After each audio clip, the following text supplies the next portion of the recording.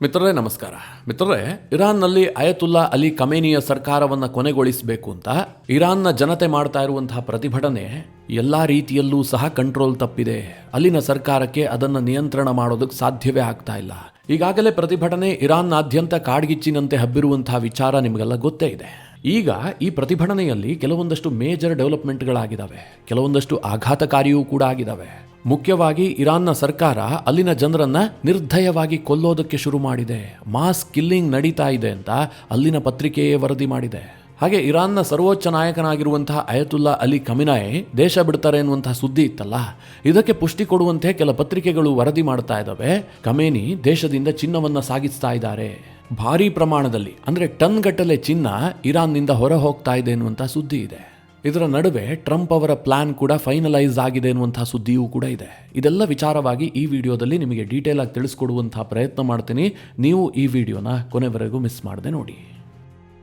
ಮಿತ್ರರೇ, ಇರಾನ್ನಲ್ಲಿ ಪ್ರತಿಭಟನೆ ಮಾಡ್ತಾ ಇರುವಂತಹ ಜನರು ಒಂದು ಡಿಸೈಡ್ ಮಾಡಿದ್ದಾರೆ, ಇದು ನಮ್ಮ ಪಾಲಿಗೆ ಮಾಡು ಇಲ್ಲವೇ ಮಡಿ ಅನ್ನುವಂತಹ ಪರಿಸ್ಥಿತಿ ಅಂತ. ಹೀಗಾಗಿ ಸರ್ಕಾರ ಏನೇ ಮಾಡಿದ್ರೂ ಕೂಡ ಪ್ರತಿಭಟನೆಯನ್ನ ಹತೋಟಿಗೆ ತರೋದಕ್ಕೆ ಸಾಧ್ಯ ಆಗ್ತಾ ಇಲ್ಲ. ದಿನದಿಂದ ದಿನಕ್ಕೆ ಇದು ತೀವ್ರಗೊಳ್ತಲೇ ಹೋಗ್ತಾ ಇದೆ. ಅಂದ್ರೆ ಒಂದು ರೀತಿಯಲ್ಲಿ ನಿರ್ಣಾಯಕ ಸ್ಥಿತಿ ಅಂತಂದ್ರೆ ತಪ್ಪಾಗ್ಲಿಕ್ಕಿಲ್ಲ. ಈ ನಡುವೆ ಸರ್ಕಾರ ಏನ್ ಮಾಡ್ತು ಕೇಳಿದ್ರೆ, ಪ್ರತಿಭಟನೆಯನ್ನ ಹತ್ತಿಕ್ಕೋದಕ್ಕೆ ಅವರು ಅನೇಕ ರೀತಿಯಲ್ಲಿ ಪ್ರಯತ್ನವನ್ನ ಪಟ್ಟರು, ಆದ್ರೆ ಅದು ಯಾವುದೂ ಕೂಡ ಸಕ್ಸಸ್ ಆಗಿಲ್ಲ. ಅಂತಿಮವಾಗಿ ಜನವರಿ 8ನೇ ತಾರೀಕು ಸರ್ಕಾರ ಒಂದು ಆದೇಶ ಮಾಡುತ್ತೆ, ಇರಾನ್ನಾದ್ಯಂತ ಇಂಟರ್ನೆಟ್ ಅನ್ನ ಬ್ಲಾಕ್ಔಟ್ ಮಾಡುವಂತಹ ನಿರ್ಧಾರ. ನಿಮಗೆ ಹಿಂದಿನ ವಿಡಿಯೋದಲ್ಲಿ ಅದ್ರ ಬಗ್ಗೆ ತಿಳಿಸ್ಕೊಟ್ಟಿದ್ದೆ. ಇರಾನ್ನಲ್ಲಿ ಯಾವುದೇ ಸೋಷಿಯಲ್ ಮೀಡಿಯಾಗಳು ಕೂಡ ಸದ್ಯ ವರ್ಕ್ ಆಗ್ತಿಲ್ಲ. ಕಾರಣ ಏನು ಕೇಳಿದ್ರೆ ಇಂಟರ್ನೆಟ್ ಇಲ್ಲ. ಸರ್ಕಾರ ಯಾಕೆ ಈ ಕ್ರಮ ಕೈಗೊಳ್ತು ಕೇಳಿದ್ರೆ, ಈಗ ನಮ್ಮ ದೇಶದಲ್ಲೂ ಕೂಡ ಏನೋ ಪ್ರತಿಭಟನೆ ಆಗ್ತಿದ್ದಂತೆ ಕೆಲ ಏರಿಯಾಗಳಲ್ಲಿ ಇಂಟರ್ನೆಟ್ ಅನ್ನು ಬ್ಲಾಕ್ಔಟ್ ಮಾಡಲಾಗುತ್ತೆ. ನಮ್ಮ ದೇಶಗಳಲ್ಲಿ ಯಾಕೆ ಹಾಗೆ ಮಾಡಲಾಗುತ್ತೆ ಕೇಳಿದ್ರೆ, ಯಾವುದೇ ರೀತಿಯಲ್ಲೂ ಕೂಡ ಪ್ರತಿಭಟನೆ ವಿಸ್ತರಣೆಗೊಳ್ಳಬಾರ್ದು, ಸೋಷಿಯಲ್ ಮೀಡಿಯಾದಲ್ಲಿ ಪ್ರವೋಕ್ ಮಾಡುವಂತಹ ವಿಚಾರಗಳನ್ನು ಹರಿಬಿಡಬಾರ್ದು. ಇದಕ್ಕೋಸ್ಕರವಾಗಿ ನಮ್ಮ ಸರ್ಕಾರಗಳು ಅಂತಹ ತೀರ್ಮಾನವನ್ನು ಕೈಗೊಳ್ತವೆ. ಆದರೆ ಇರಾನ್ನಲ್ಲಿ ಹಾಗಲ್ಲ. ಸರ್ಕಾರ ಆ ಪ್ರತಿಭಟನೆಯನ್ನು ಹತ್ತಿಕ್ಕೋದಕ್ಕೆ ಬಹಳ ದಮನಕಾರಿಯಾದಂತಹ ನೀತಿ ಅನುಸರಿಸೋದಕ್ಕೆ ಪ್ಲಾನ್ ಮಾಡ್ತು. ಹೀಗಾಗಿಯೇ ಜನವರಿ 8ರಿಂದ ಇಡೀ ದೇಶಾದ್ಯಂತ ಇಂಟರ್ನೆಟ್ ಅನ್ನು ಬ್ಲಾಕ್ಔಟ್ ಮಾಡಿದ್ದಾರೆ. ಇದರ ಉದ್ದೇಶ ಸ್ಪಷ್ಟವಾಗಿದೆ. ಸರ್ಕಾರ ಕೈಗೊಳ್ಳುವಂತಹ ಯಾವುದೇ ನಿರ್ಧಾರಗಳು ಕೂಡ, ಅಂದರೆ ಅವರೇನಾದರೂ ಮಾಸ್ ಕಿಲ್ಲಿಂಗ್ ಮಾಡಿದ್ರೂ ಕೂಡ ಆ ಸುದ್ದಿ ಹೊರ ಹೋಗಬಾರ್ದು. ಪ್ರತಿಭಟನಾಕಾರರ ಮೇಲೆ ಗುಂಡಿನ ದಾಳಿ ಮಾಡಿದ್ರೂ ಕೂಡ ಆ ವಿಡಿಯೋಗಳು ಎಲ್ಲೂ ಕೂಡ ಸರ್ಕ್ಯುಲೇಟ್ ಆಗಬಾರ್ದು. ಈ ಒಂದು ಉದ್ದೇಶದಿಂದ ಸರ್ಕಾರ ಈ ರೀತಿಯಾದಂತಹ ಕ್ರಮವನ್ನು ಅನುಸರಿಸಿತ್ತು. ಈಗ ಮಿತ್ರರೇ, ಇಡೀ ಜಗತ್ತಿನ ಅನುಮಾನ ಇತ್ತಲ್ಲ, ಅದು ನಿಜ ಆಗಿದೆ. ಇರಾನ್ ಸರ್ಕಾರ ಹಾಗೆ ಮಾಡಿದೆ. ಯಾಕೆ ಕೇಳಿದ್ರೆ, ಇರಾನ್ ಇಂಟರ್ನ್ಯಾಷನಲ್ ಅನ್ನುವಂತಹ ಪತ್ರಿಕೆ ಈಗ ವರದಿ ಮಾಡ್ತಾ ಇದೆ, ಇರಾನ್ನಲ್ಲಿ ಮಾಸ್ ಕಿಲ್ಲಿಂಗ್ ಆಗ್ತಾ ಇದೆ. ಅದೇನು ಸಣ್ಣ ಪುಟ್ಟ ಪ್ರಮಾಣ ಅಲ್ಲ. ಅವರು ಕೊಟ್ಟಂತಹ ಅಂಕಿಅಂಶ ನೋಡಿದ್ರೆ ಬೆಚ್ಚಿ ಬೀಳುವಂತಹ ರೀತಿಯಲ್ಲಿದೆ. ಕಳೆದ 48 ಗಂಟೆಗಳಲ್ಲಿ ಅಂದರೆ ಇಂಟರ್ನೆಟ್ ಬ್ಲಾಕ್ಔಟ್ ಆದ ಬಳಿಕ ಇಡೀ ಇರಾನ್ನಾದ್ಯಂತ ಪೊಲೀಸರ ಗುಂಡಿಗೆ ಸರಿಸುಮಾರು 2,000 ಮಂದಿ ಬಲಿಯಾಗಿದ್ದಾರೆ. ಅದರಲ್ಲೂ ಮುಖ್ಯವಾಗಿ ತೆಹರಾನ್ನ ದಕ್ಷಿಣದಲ್ಲಿರುವಂತಹ ಕಹರಿಜಾಕ್ ಅನ್ನುವಂತಹ ಪ್ರದೇಶದಲ್ಲಿ ಮೃತದೇಹಗಳನ್ನು ಚೀಲದಲ್ಲಿ ತುಂಬಿ ರಾಶಿ ಹಿಡಿಯಲಾಗಿದೆ. ಈ ವಿಡಿಯೋಗಳು ನಮಗೆ ಸಿಕ್ಕಿದೆ ಅಂತ ಹೇಳಿ ಇರಾನ್ ಇಂಟರ್ನ್ಯಾಷನಲ್ ವರದಿ ಮಾಡಿದೆ. ಹಾಗೆ ಪ್ರಮುಖ ಆಸ್ಪತ್ರೆಗಳಾದಂತಹ ಫಾರ್ದಿಕ್, ಕರಾಜ್, ಅಲ್ ಗರೀದ್ ಈ ಆಸ್ಪತ್ರೆಗಳಲ್ಲಿ ಶವ ಹೋಗಿದೆ. ಹಾಗೆ ಇರಾನ್ನ ರಷ್ಟ್ ನಗರದಲ್ಲಿರುವಂತಹ ಆಸ್ಪತ್ರೆಯ ಓರ್ವ ವೈದ್ಯ ನಮಗೆ ಮಾಹಿತಿ ಕೊಟ್ಟಿದ್ದಾನೆ. ಆತ ಹೇಳಿರೋದೇನು ಕೇಳಿದ್ರೆ, ಕಳೆದ 48 ಗಂಟೆಗಳಲ್ಲಿ ನಮ್ಮ ಆಸ್ಪತ್ರೆಯಲ್ಲಿ 70 ಬಾಡಿಗಳು ರಿಸೀವ್ ಆಗಿದ್ದಾವೆ ಹೀಗಂತ ಇರಾನ್ ಇಂಟರ್ನ್ಯಾಷನಲ್ ವರದಿ ಮಾಡಿದೆ. ಆದರೆ ಬೇರೆ ಬೇರೆ ಮಾಧ್ಯಮಗಳಲ್ಲಿ ಇರಾನ್ ಸರ್ಕಾರದ ಅಧಿಕೃತ ಮಾಹಿತಿಯನ್ನು ಉಲ್ಲೇಖಿಸಿ ವರದಿ ಆಗ್ತಿರೋದೇನು ಕೇಳಿದ್ರೆ, ಇರಾನ್ನಲ್ಲಿ ಈವರೆಗೆ ಪ್ರತಿಭಟನೆಯಲ್ಲಿ 116 ಮಂದಿ ಸಾವಿಗೀಡಾಗಿದ್ದಾರೆ, 2,600 ಮಂದಿಯನ್ನು ಅರೆಸ್ಟ್ ಮಾಡಲಾಗಿದೆ ಅಂತ. ಆದರೆ ಪರಿಸ್ಥಿತಿ ಹಾಗಿಲ್ಲ ಅಂತ ಇರಾನ್ ಇಂಟರ್ನ್ಯಾಷನಲ್ ಹೇಳ್ತಾ ಇದೆ. ಕಳೆದ 48 ಗಂಟೆಗಳಲ್ಲಿ ಪ್ರತಿಭಟನಾಕಾರರನ್ನ ಸಾಮೂಹಿಕವಾಗಿ ಹತ್ಯೆ ಮಾಡಲಾಗ್ತಾ ಇದೆ. ಸೆಕ್ಯೂರಿಟಿ ಫೋರ್ಸ್ಗೆ ಪ್ರತಿಭಟನಾಕಾರರ ಮೇಲೆ ಗುಂಡು ಹಾರಿಸೋದಕ್ಕೆ ಪೂರ್ಣ ಅಧಿಕಾರವನ್ನು ಕೊಡಲಾಗಿದೆ ಅಂತೇಳಿ ಈ ಪತ್ರಿಕೆ ವರದಿ ಮಾಡಿದೆ. ಮಿತ್ರರೇ, ಇದಕ್ಕಿಂತ ಶಾಕಿಂಗ್ ಇನ್ನೇನಾದರೂ ಇರೋದಕ್ಕೆ ಸಾಧ್ಯವಾ? ಕೇವಲ 48 ಗಂಟೆಗಳಲ್ಲಿ 2,000 ಮಂದಿಯನ್ನ ಅಲ್ಲಿನ ಸರ್ಕಾರವೇ ಹತ್ಯೆ ಮಾಡಿದೆ ಅಂತಂದ್ರೆ ಪರಿಸ್ಥಿತಿಯನ್ನ ಊಹೆ ಮಾಡೋದಕ್ಕಾದರೂ ಸಾಧ್ಯವಾ? ಇದೆಲ್ಲದರ ನಡುವೆ ಪದೇ ಪದೇ ಟ್ರಂಪ್ ಮಾತ್ರ ಇರಾನ್ ಸರ್ಕಾರಕ್ಕೆ ಎಚ್ಚರಿಕೆ ಕೊಡ್ತಲೇ ಇದ್ದಾರೆ. ಒಂದು ವೇಳೆ ನೀವು ಪ್ರತಿಭಟನಾಕಾರರ ಮೇಲೆ ಗುಂಡು ಹಾರಿಸೋದಕ್ಕೆ ಮುಂದಾಗಿದ್ದೆ ಆದರೆ ನಾವು ಬಹಳ ಕಠಿಣ ಕ್ರಮ ಕೈಗೊಳ್ತೀವಿ, ನೀವು ಯೋಚನೆ ಮಾಡದೇ ಇರುವ ರೀತಿಯಲ್ಲಿ ನಾವು ಹೊಡಿತೀವಿ ಅಂತ ಟ್ರಂಪ್ ಹೇಳ್ತಾ ಇದ್ದಾರೆ. ಆದರೆ ನ್ಯೂಯಾರ್ಕ್ ಟೈಮ್ಸ್ ವರದಿ ಮಾಡ್ತಾ ಇದೆ, ಟ್ರಂಪ್ ಅವರು ಇದುವರೆಗೆ ಯಾವುದೇ ಫೈನಲ್ ನಿರ್ಧಾರಕ್ಕೆ ಬಂದಿಲ್ಲ. ಇರಾನ್ ಕುರಿತಾಗಿ ಕೆಲ ಆಪ್ಷನ್ಗಳನ್ನು ಪರಿಶೀಲನೆ ಮಾಡ್ತಾ ಇದ್ದಾರೆ. ದಾಳಿ ಮಾಡಬೇಕಾ ಬೇಡವಾ, ಇದರಲ್ಲಿ ಇನ್ವಾಲ್ವ್ ಆಗಬೇಕಾ ಬೇಡವಾ, ಇದರ ಬಗ್ಗೆ ಅಮೆರಿಕಾಗೆ ಇನ್ನೂ ಕೂಡ ಗೊಂದಲ ಇರುವಂತಹದ್ದು ಇದರಲ್ಲಿ ಸ್ಪಷ್ಟ ಆಗ್ತಾ ಇದೆ. ಇನ್ನು ಈ ರೀತಿಯಾಗಿ ಅಮೆರಿಕ ಮೀನಾಮೇಷ ಎಣಿಸ್ತಾ ಇರುವಂತಹ ಈ ಸಂದರ್ಭದಲ್ಲಿ ಇಸ್ರೇಲ್ ಮಾತ್ರ ಬಹಳ ಉತ್ಸುಕವಾಗಿದೆ. ಯಾಕೆಂತಂದ್ರೆ ಇಸ್ರೇಲ್ಗೆ ಗೊತ್ತು, ಈ ಸಂದರ್ಭವನ್ನು ಬಿಟ್ಟರೆ ಮುಂದೆ ಯಾವತ್ತೂ ಕೂಡ ಇಂತಹ ಸಂದರ್ಭಗಳು ಒದಗಿ ಬರೋದಿಲ್ಲ. ಯಾಕೆಂತಂದ್ರೆ ಪ್ರತಿಭಟನೆ ಈಗಾಗಲೇ ಶುರುವಾಗಿ 14 ದಿನ ಕಳೆದು ಹೋಗ್ಬಿಟ್ಟಿದೆ, 2 ವಾರ ಆಯಿತು. ಇದೇ ರೀತಿಯಾಗಿ ಅಲ್ಲಿನ ಸರ್ಕಾರ ದಮನಕಾರಿ ನೀತಿಯನ್ನು ಅನುಸರಿಸ್ತಾ ಬಂದ್ರೆ, ಈಗ ಪ್ರತಿಭಟನೆ ಮಾಡ್ತಾ ಇದ್ದಾರಲ್ಲ ಅವರ ಮೇಲೆ ವಿಪರೀತವಾಗಿ ಗುಂಡಿನ ದಾಳಿ ಮಾಡ್ತಾ ಬಂದ್ರೆ ಸಹಜವಾಗಿ ಪ್ರತಿಭಟನೆ ತಣ್ಣಗಾಗತ್ತೆ. ಒಮ್ಮೆ ಪ್ರತಿಭಟನೆ ತಣ್ಣಗಾಯಿತು ಅಂತಂದ್ರೆ ಮತ್ತೆ ಅಲ್ಲಿನ ಸರ್ಕಾರವನ್ನು ಕಿತ್ತೊಗೆಯುವಂತಹದ್ದು ಬಹಳ ಕಷ್ಟ ಆಗುತ್ತೆ. ರೆಜಿಮ್ ಚೇಂಜ್ ಮಾಡೋದಕ್ಕೆ ಸಾಧ್ಯ ಇಲ್ಲ. ಹೀಗಾಗಿ ಇಸ್ರೇಲ್ಗೆ ಬಹಳ ತುಡಿತಾ ಇದೆ, ಇದೇ ಸರಿಯಾದ ಸಂದರ್ಭ, ನಾವು ಮಧ್ಯಪ್ರವೇಶ ಮಾಡಬೇಕು ಅಂತ. ಆದರೆ ಟ್ರಂಪ್ ಇನ್ನೂ ಸಹ ಫೈನಲ್ ನಿರ್ಧಾರವನ್ನು ಕೈಗೊಂಡಿಲ್ಲ. ಹೀಗಾಗಿ ಇಸ್ರೇಲ್ನ ಪ್ರಧಾನಿ ಬೆಂಜಮಿನ್ ನೆತನ್ಯಾಹು ಮತ್ತು ಅಮೆರಿಕದ ಸೆಕ್ರೆಟರಿ ಆಫ್ ಸ್ಟೇಟ್ ಆಗಿರುವಂತಹ ಮಾರ್ಕೊ ರೂಬಿಯೋ ನಡುವೆ ಫೋನ್ ಮಾತುಕತೆ ಆಗಿದೆ. ಈ ಮಾತುಕತೆ ವೇಳೆ ಮುಖ್ಯವಾಗಿ ಇರಾನ್ನ ವಿಚಾರವೇ ಚರ್ಚೆ ಆಗಿದೆ ಅಂತ ಮಾಧ್ಯಮಗಳು ವರದಿ ಮಾಡಿದವೆ. ಇನ್ನು ಈ ಪ್ರತಿಭಟನೆ ಆರಂಭವಾದ ದಿನದಿಂದಲೂ ಕೂಡ ಖಮೇನಿ ಕಡೆಯಿಂದ ಬಹಳ ಸ್ಟ್ರಾಂಗ್ ರೆಸ್ಪಾನ್ಸ್ ಬಂದೇ ಇರಲಿಲ್ಲ. ಒಮ್ಮೆ ಮಾತ್ರ ಒಂದು ಹೇಳಿಕೆ ರಿಲೀಸ್ ಆಗಿತ್ತು, ಇದು ಅಮೆರಿಕ ಮತ್ತು ಇಸ್ರೇಲ್ನ ಕುತಂತ್ರ ಅಂತ. ಅದಾದ ಬಳಿಕ ಖಮೇನಿ ಮೌನಕ್ಕೆ ಶರಣಾಗಿದ್ರು. ಆದರೆ ಶುಕ್ರವಾರದ ಪ್ರಾರ್ಥನೆಯ ನಂತರ ತನ್ನ ಬೆಂಬಲಿಗರನ್ನ ಉದ್ದೇಶಿಸಿ ಮಾತನಾಡಿದಂತಹ ಅಯತುಲ್ಲಾ ಅಲಿ ಖಮೇನಿ, ನಾವು ಯಾವುದೇ ಕಾರಣಕ್ಕೂ ಕೂಡ ಹಿಂದೆ ಸರಿಯುವಂತಹ ಮಾತೇ ಇಲ್ಲ, ಈ ಒಂದು ಸಂದೇಶವನ್ನ ಕೊಟ್ಟಿದ್ದಾರೆ. ಅಂದ್ರೆ ಇರಾನ್ನ ಸರ್ಕಾರ ಯಾವುದೇ ಕಾರಣಕ್ಕೂ ಕೂಡ ಇಂತಹ ಪ್ರತಿಭಟನೆಗೆ ತಲೆ ಬಗ್ಗಿಸೋದಿಲ್ಲ ಅನ್ನೋದನ್ನ ಬಹಳ ಸ್ಪಷ್ಟವಾಗಿ ಹೇಳಿದ್ದಾರೆ. ಆದರೆ ಇನ್ನೊಂದು ಕಡೆಯಲ್ಲಿ ಇದೇ ಖಮೇನಿ ಬಗ್ಗೆ ಬೇರೆ ಬೇರೆ ರೀತಿಯ ವರದಿಗಳು ಬರೋದಕ್ಕೆ ಶುರುವಾಗಿದ್ದಾವೆ. ನಿಮಗೆಲ್ಲ ಗೊತ್ತು, ಖಮೇನಿ ರಷ್ಯಾಗೆ ಪಲಾಯನ ಮಾಡೋದಕ್ಕೋಸ್ಕರವಾಗಿ ಪ್ಲಾನ್ ಮಾಡಿದ್ದಾರೆ ಎನ್ನುವಂಥ ವರದಿ ಇತ್ತು. ಅಂದರೆ ಒಂದು ವೇಳೆ ಪ್ರತಿಭಟನೆ ತೀವ್ರಗೊಂಡಿದ್ದೇ ಆದರೆ, ಖಮೇನಿ ಜೀವಕ್ಕೆ ಅಪಾಯ ಉಂಟಾಗುವಂತಹ ಸನ್ನಿವೇಶ ಬಂದಿದ್ದೇ ಆದರೆ ಅವರು ರಷ್ಯಾಗೆ ಹೋಗ್ತಾರೆ ಅಂತ. ಇರಾನ್ನ ಖಮೇನಿ ಸರ್ಕಾರಕ್ಕೆ ತುಂಬಾ ಚೆನ್ನಾಗಿ ಗೊತ್ತು, ಪರಿಸ್ಥಿತಿ ಕೈ ಮೀರ್ತಾ ಇರುವಂತಹ ಹಂತದಲ್ಲಿ ಅಮೆರಿಕ ಮಧ್ಯಪ್ರವೇಶ ಮಾಡಿಯೇ ಮಾಡುತ್ತೆ. ವೆನಿಜುಲಾದಲ್ಲಿ ಯಾವ ರೀತಿಯಾಗಿ ಅಲ್ಲಿನ ಅಧ್ಯಕ್ಷರನ್ನ ಹೊತ್ತೊಯ್ದರೋ ಅದೇ ರೀತಿಯಾಗಿ ಖಮೇನಿಯನ್ನು ಕೂಡ ಹೊತ್ತೊಯ್ಯುವಂತಹ ಸಾಧ್ಯತೆಗಳಿರ್ತಾವೆ. ಅದಕ್ಕೆ ಮುಂಚಿತವಾಗಿ ಖಮೇನಿ ರಷ್ಯಾಗೆ ಹೋಗ್ತಾರೆ ಎನ್ನುವಂತಹ ವರದಿಗಳು ಪ್ರಕಟಗೊಂಡ್ವು.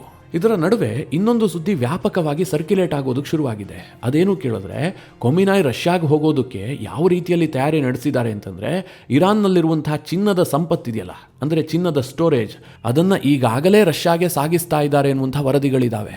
ಯಾಕೆ ಈ ರೀತಿಯ ಅನುಮಾನ, ಯಾಕೆ ಈ ರೀತಿಯ ವರದಿಗಳು ಪ್ರಕಟವಾಗ್ತಾ ಇದ್ದಾವೆ ಅಂತಂದ್ರೆ, ಜನವರಿ 1ನೇ ವಾರದಿಂದ ಇರಾನ್ಗೆ ಒಂದು ರಹಸ್ಯ ವಿಮಾನ ಬಂದು ಹೋಗ್ತಾ ಇದೆ. ಈ ವಿಮಾನವೇ ಈ ಅನುಮಾನಕ್ಕೆ ಕಾರಣ ಆಗಿರೋದು. IL-76 ಅನ್ನುವಂತಹ ಕಾರ್ಗೋ ವಿಮಾನ ಇದು ರಷ್ಯಾದ ಆಪ್ತ ದೇಶವಾದಂತಹ ಬೆಲರೂಸ್ ಮೂಲದ್ದು ಅನ್ನುವಂತಹ ವರದಿಗಳಿದ್ದಾವೆ. ಈ IL-76 ಕಾರ್ಗೋ ವಿಮಾನ ಫ್ಲೈಟ್ ರೇಡಾರ್ 24 ಡೇಟಾ ಪ್ರಕಾರ ಜನವರಿ ತಿಂಗಳಿನಲ್ಲಿ ಕನಿಷ್ಠ 5 ಬಾರಿ ಸಂಚಾರವನ್ನು ನಡೆಸಿದೆ. ಇದು ರಷ್ಯಾದಿಂದ ನೇರವಾಗಿ ಇರಾನ್ಗೆ ಬಂದು ಹೋಗ್ತಾ ಇದೆ. ಜೊತೆಗೆ ಈ ವಿಮಾನ ಸಾಗುವಂತಹ ಮಾರ್ಗ ಇದೆಯಲ್ಲ, ಇದು ಕೂಡ ಅನುಮಾನಕ್ಕೆ ಕಾರಣ ಆಗಿದೆ. ಯಾಕೆ ಕೇಳಿದ್ರೆ, ಈ ವಿಮಾನ ಒಮ್ಮೆಯೂ ಕೂಡ ನ್ಯಾಟೋದ ವಾಯು ಪ್ರದೇಶವನ್ನು ಎಂಟ್ರಿಯೇ ಆಗ್ತಾ ಇಲ್ಲ. ನ್ಯಾಟೋ ವಾಯು ಪ್ರದೇಶವನ್ನು ತಪ್ಪಿಸಿ ರಷ್ಯಾಗೆ ಪ್ರಯಾಣವನ್ನು ಬೆಳೆಸ್ತಾ ಇದೆ. ಈ ವಿಮಾನದ ಮೂಲಕ ಖಮೇನಿ ಚಿನ್ನವನ್ನು ರಷ್ಯಾಗೆ ಸಾಗಿಸ್ತಾ ಇದ್ದಾರೆ ಅಂತ ಅನುಮಾನಗಳು ಶುರುವಾಗಿದ್ದಾವೆ. ಸುಮ್ಮನೆ ಏನು ರೂಮರ್ಸ್ ಉಟ್ಕೊಂಡಿದ್ದಲ್ಲ, ಬ್ರಿಟಿಷ್ ಸಂಸದ ಟಾಮ್ ತುಘೆನಾಟ್ ಕೂಡ ಇದರ ಬಗ್ಗೆ ಮಾತನಾಡಿದ್ದಾರೆ. ಈ ವಿಮಾನ ಸಂಚಾರ ಬಹಳ ನಿಗೂಢವಾಗಿದೆ. ಜೊತೆಗೆ ಇರಾನ್ನಿಂದ ಬಹಳ ದೊಡ್ಡ ಪ್ರಮಾಣದಲ್ಲಿ ಚಿನ್ನದ ಸ್ಟೋರೇಜ್ ಅನ್ನ ರಷ್ಯಾಗೆ ರವಾನಿಸ್ತಿರುವ ಬಗ್ಗೆ ನಮಗೆ ಮಾಹಿತಿ ಇದೆ ಅಂತ ಅವರು ಹೇಳಿಕೆ ಕೊಟ್ಟಿದ್ದಾರೆ. ಯಾಕೆ ಖಮೇನಿ ರಷ್ಯಾಗೆ ಚಿನ್ನ ತೆಗೆದುಕೊಂಡು ಹೋಗ್ತಾರೆ ಕೇಳಿದ್ರೆ, ತನ್ನ ಮುಂದಿನ ಭವಿಷ್ಯಕ್ಕೋಸ್ಕರವಾಗಿ.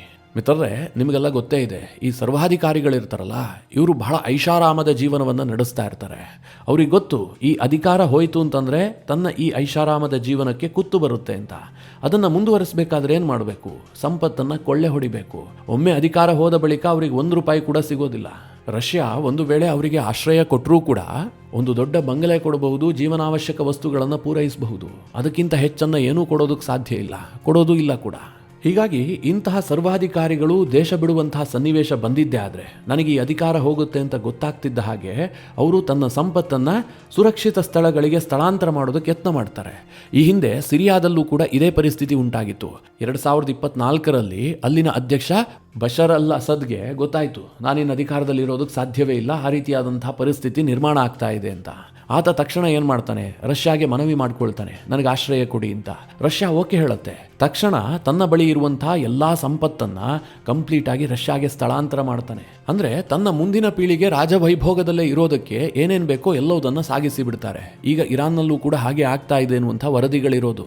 ಈ ಹಿಂದೆ ಇರಾನ್ನ ಶಾ ದೇಶ ಬಿಟ್ನಲ್ಲ, 1979ರಲ್ಲಿ ರೋಹಲ್ಲಾ ಖಮೇನಿ ಇರಾನ್ನಲ್ಲಿ ಕ್ರಾಂತಿ ಎಬ್ಬಿಸ್ತಾನೆ. ಆಗ್ಲೂ ಕೂಡ ಇದೇ ರೀತಿಯ ಸನ್ನಿವೇಶ ನಿರ್ಮಾಣ ಆಗಿತ್ತು. ಇರಾನ್ನ ಶಾ ಜೀವ ಉಳಿಸ್ಕೊಂಡ್ರೆ ಸಾಕು ಅಂತ ಅಮೆರಿಕಾಗೆ ಓಡ್ ಹೋಗ್ತಾನೆ. ಆ ಸಂದರ್ಭದಲ್ಲೂ ಕೂಡ ಆತ ಸುಮ್ಮನೆ ಹೋಗಿಲ್ಲ, ಅಂದರೆ ಬರಿಗೈನಲ್ಲಿ ಹೋಗಿರಲಿಲ್ಲ. ಅಮೆರಿಕದ ಕಾರ್ಗೋ ವಿಮಾನದಲ್ಲಿ ಬಹಳ ಪ್ರಮಾಣದಲ್ಲಿ ಚಿನ್ನದ ಸ್ಟೋರೇಜನ್ನು ಹೊತ್ತೊಯ್ದಿದ್ದ ಅಂತ ವರದಿಗಳಿದ್ದಾವೆ. ಇನ್ನು ಕೆಲವರ ಅಭಿಪ್ರಾಯ ಏನು ಕೇಳಿದ್ರೆ, ಈಗ ಇರಾನ್ಗೆ ರಷ್ಯಾದಿಂದ ಬಂದು ಹೋಗ್ತಾ ಇದೆಯಲ್ಲ ಈ IL-76 ಕಾರ್ಗೋ ವಿಮಾನ, ಇದರಲ್ಲಿ ಚಿನ್ನನೇ ತೆಗೆದುಕೊಂಡು ಹೋಗ್ತಾ ಇದ್ದಾರೆ ಅಂತ ಹೇಳೋದಕ್ಕೆ ಸಾಧ್ಯ ಇಲ್ಲ. ಬದಲಾಗಿ ಇರಾನ್ಗೆ ರಷ್ಯಾ ವೆಪನ್ಗಳನ್ನು ಪೂರೈಕೆ ಮಾಡ್ತಾ ಇರಬಹುದು. ಯಾಕೆ ಕೇಳಿದ್ರೆ, ರಷ್ಯಾಗೆ ಇರಾನ್ನ ಸರ್ಕಾರ ಉಳಿದುಕೊಳ್ಳುವಂಥದ್ದು ಬಹಳ ಮುಖ್ಯ ಆಗುತ್ತೆ. ಈ ಇರಾನ್ನ ರೆಜೀಮ್ ಇದೆಯಲ್ಲ, ಇದು ರಷ್ಯಾದ ಪರವಾಗಿರುವಂತಹ ಪ್ರಮುಖವಾದಂತಹ ಪ್ಲೇಯರ್. ಒಂದು ವೇಳೆ ಇದೇನಾದರೂ ಕೊಲ್ಯಾಪ್ಸ್ ಆಗಿದ್ದೇ ಆದರೆ ಇದು ರಷ್ಯಾಗೆ ಭಾರಿ ದೊಡ್ಡ ಹಿನ್ನಡೆಗೆ ಕಾರಣ ಆಗುತ್ತೆ. ಈಗಾಗಲೇ ಅವರು ಸಿರಿಯಾದ ಸರ್ಕಾರವನ್ನು ಕಳೆದುಕೊಂಡಿದ್ದಾರೆ, ಅಂದರೆ ರಷ್ಯಾದ ಪರವಾಗಿದ್ದಂತಹ ಅಸದ್ ಸರ್ಕಾರ ಕೊನೆಗೊಂಡಿದೆ. ಇನ್ನೊಂದು ಕಡೆಯಲ್ಲಿ ವೆನಿಜುಲಾದ ಸರ್ಕಾರವೂ ಕೂಡ ಆಗಿದೆ. ವೆನಿಜುಲಾದ ಮದುರೋ ಸರ್ಕಾರವೂ ಕೂಡ ರಷ್ಯಾದ ಪರವಾಗಿದ್ದಂತಹ ಸರ್ಕಾರ, ಅದು ಕೂಡ ಎಂಡ್ ಆಗಿದೆ. ಈಗ ಇರಾನ್ನ ಖಮೇನಿ ಸರ್ಕಾರವೂ ಕೂಡ ಎಂಡ್ ಆಗಿದ್ದೆ ಆದರೆ ರಷ್ಯಾಗೆ ಬಹಳ ದೊಡ್ಡ ಹಿನ್ನಡೆ ಆಗುತ್ತೆ. ಹೀಗಾಗಿ ಈ ಸರ್ಕಾರವನ್ನು ಕಾಪಾಡಿಕೊಳ್ಳೋದಕ್ಕೋಸ್ಕರವಾಗಿ ರಷ್ಯಾ ಬಹಳ ಪ್ರಮಾಣದಲ್ಲಿ ಶಸ್ತ್ರಾಸ್ತ್ರಗಳನ್ನು ಇರಾನ್ಗೆ ಪೂರೈಸ್ತಾ ಇರಬಹುದು. ಮುಖ್ಯವಾಗಿ ರಷ್ಯಾದ ಇಸ್ಕಂದರ್ ಬ್ಯಾಲಿಸ್ಟಿಕ್ ಮಿಸೈಲ್ಗಳನ್ನು ಇರಾನ್ಗೆ ಸಪ್ಲೈ ಮಾಡಿದ್ದಿರಬಹುದು ಅಂತ ಕೆಲವರು ಅಭಿಪ್ರಾಯ ವ್ಯಕ್ತಪಡಿಸ್ತಾ ಇದ್ದಾರೆ. ಈ ಇಸ್ಕಂದರ್ ಶಾರ್ಟ್ ರೇಂಜ್ ಬ್ಯಾಲಿಸ್ಟಿಕ್ ಮಿಸೈಲ್ಗಳಿದಾವಲ್ಲ, ಈಗಾಗಲೇ ಉಕ್ರೇನ್ಗೆ ನರಕ ದರ್ಶನ ಮಾಡಿಸ್ಬಿಟ್ಟಿದೆ. ಅಂತಹ ಅತಿಶಕ್ತಿಶಾಲಿಯಾದಂತಹ ಮಿಸೈಲ್ಗಳನ್ನು ಇರಾನ್ಗೆ ರಷ್ಯಾ ಸಪ್ಲೈ ಮಾಡ್ತಾ ಇದೆ ಅಂತ ಕೆಲವರು ಅನುಮಾನ ವ್ಯಕ್ತಪಡಿಸ್ತಾ ಇದ್ದಾರೆ. ಯಾವುದನ್ನು ಕೂಡ ತಳ್ಳಿ ಹಾಕೋದಕ್ಕೆ ಸಾಧ್ಯ ಇಲ್ಲ. ಅನೇಕ ಈ ರೀತಿಯ ಸುದ್ದಿಗಳು ಬರ್ತಾ ಇದ್ದಾವೆ. ಫೈನಲ್ ಆಗಿ ಏನಾಗುತ್ತೆ ಏನೂ ಕೂಡ ಹೇಳೋದಕ್ಕೆ ಸಾಧ್ಯ ಇಲ್ಲ. ಯಾಕೆ ಅಂತಂದ್ರೆ ಅಮೆರಿಕದಲ್ಲಿರುವಂತಹದ್ದು ಟ್ರಂಪ್ ಸರ್ಕಾರ. ಟ್ರಂಪ್ ಮನಸ್ಸಿಗೆ ಏನು ಬರುತ್ತೋ ಅದನ್ನೇ ಅವರು ಮಾಡ್ತಾರೆ.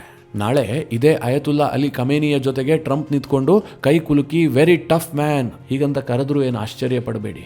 ಟ್ರಂಪ್ ಸರ್ಕಾರದಲ್ಲಿ ಎಲ್ಲವೂ ಕೂಡ ಸಾಧ್ಯ.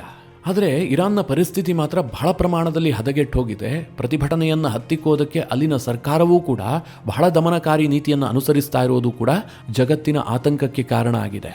ಮಿತ್ರರೇ, ಈ ವಿಚಾರದಲ್ಲಿ ಏನೇ ಡೆವಲಪ್ಮೆಂಟ್ ಆದರೂ ಕೂಡ ನಿಮಗೆ ತಿಳಿಸುವಂತಹ ಪ್ರಯತ್ನ ಮಾಡ್ತೀನಿ. ಈ ಮಾಹಿತಿಯ ಕುರಿತಾಗಿ ನಿಮ್ಮ ಅನಿಸಿಕೆ ಅಭಿಪ್ರಾಯಗಳೇನು ಕಮೆಂಟ್ ಮಾಡುವ ಮೂಲಕ ನಮಗೆ ತಿಳಿಸಿ. ಹಾಗೆ ನಿಮಗೆ ಈ ವಿಡಿಯೋ ಇಷ್ಟವಾದರೆ ಲೈಕ್ ಮಾಡಿ. ಜೊತೆಗೆ ನೀವಿನ್ನೂ ನಿಮ್ಮ ನೆಚ್ಚಿನ ಸಂಸ್ಕಾರ ಸೌರಭ ಯೂಟ್ಯೂಬ್ ಚಾನಲ್ನ ಸಬ್ಸ್ಕ್ರೈಬ್ ಮಾಡಿಲ್ಲ ಅಂತಾದರೆ ಈ ಕೂಡಲೇ ಸಬ್ಸ್ಕ್ರೈಬ್ ಮಾಡಿ. ಮುಂದಿನ ಎಲ್ಲ ಅಪ್ಡೇಟ್ಗಳ ನೋಟಿಫಿಕೇಷನ್ಗಾಗಿ ಬೆಲ್ ಐಕಾನ್ ಒತ್ತಿ.